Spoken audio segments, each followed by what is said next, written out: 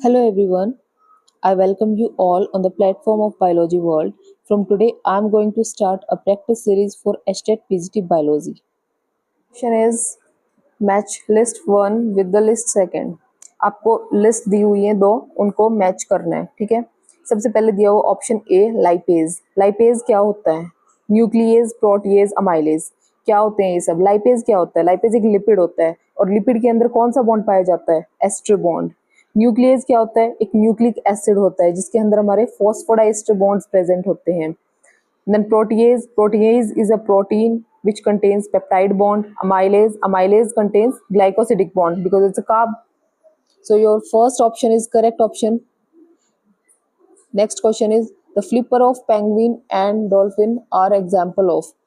आपके जो पेंगुइन होते हैं और जो डॉल्फिन्स होते हैं उनके फ्लिपर्स होते हैं स्विमिंग के लिए, दोनों के पास होते हैं, बट उनके अंदर कोई रिलेशन नहीं होता, कोई भी क्लोजली रिलेटेड रिलेशन उनके अंदर प्रेजेंट नहीं होता है। इसीलिए हम इनको एनालॉग स्ट्रक्चर के अंदर रखते हैं और एनालॉग स्ट्रक्चर को हम क्या बोलते हैं? Convergent evolution. Next question is match the following columns. Expiratory capacities, ये रेस्पिरेशन का क्वेश्चन है और ये बहुत अच्छा क्वेश्चन है आपका। इसके अंदर आपकी सारी की सारी जो वैल्यूज हैं, वॉल्यूम्स हैं, वो सब कुछ रिवाइज हो जाता है। एक्सपिरेटरी कैपेसिटी क्या होती है? फंक्शनल रेजिडुअल कैपेसिटी क्या होती है? वाइटल कैपेसिटी क्या होती है? इंस्पिरेटरी कैपेसिटी क्या होती है? So first expiratory capacity is जो टाइडल वॉल्यूम होता है प्लस आपका expiratory reserve volume is expiratory capacity. Second functional residual capacity, functional residual capacity is expiratory reserve volume plus residual volume. Next, vital capacity is expiratory reserve volume plus tidal volume and inspiratory reserve volume. Last, inspiratory capacity is tidal volume plus inspiratory reserve volume. So your option is third option is your correct option. Okay. Next is which one of the following factor will not affect the Hardy-Weinberg equilibrium? Hardy Weinberg equilibrium को आपका कौन सा factor affect नहीं करता? Options देख लेते हैं। Gene migration, constant gene pool, genetic recombination, genetic drift.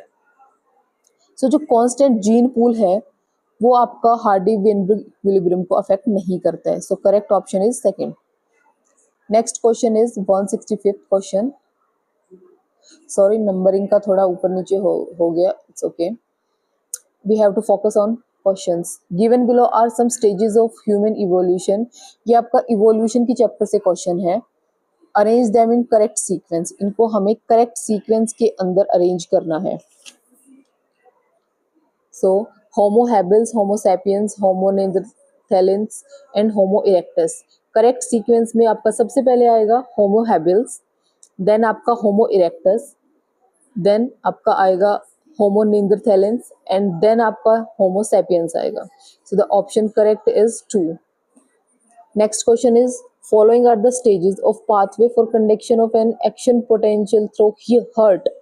हमारे हर्ट के अंदर जो एक्शन पोटेंशियल जनरेट होता है उसके अंदर उसके कंडक्शन के लिए जो करेक्ट वे होता है वो क्या होता है? सही तरीका, सही पाथवे कौन सा होता है उसका हमें बताना है, उसको अरेंज करके बताना है बेसिकली। ऑप्शंस में गिवन है AV bundle, Purkinje fibre, AV node, bundle branches and SA nodes. So the correct way is सबसे पहले हमारे हार्ट के जो एक्शन पोटेंशियल्स जो हैं वो कहाँ जाएंगे?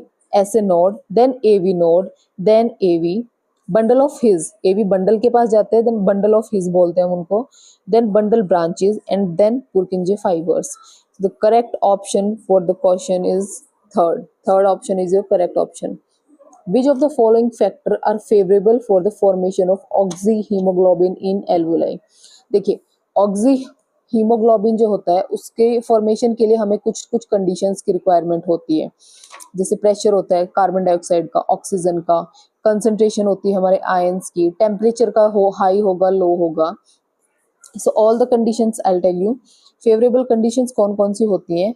हमें हाई प्रेशर चाहिए होता है ऑक्सीजन का, लो प्रेशर चाहिए होता है कार्बन डाइऑक्साइड का, लो कंसंट्रेशन चाहिए हमें हाइड्रोजन आयंस की, एंड हाई हमें पीएच चाहिए होता है, and then low temperature. So your correct option is fourth, जिसके अंदर high pressure of O2 and lesser H positive concentration दिया हुआ है.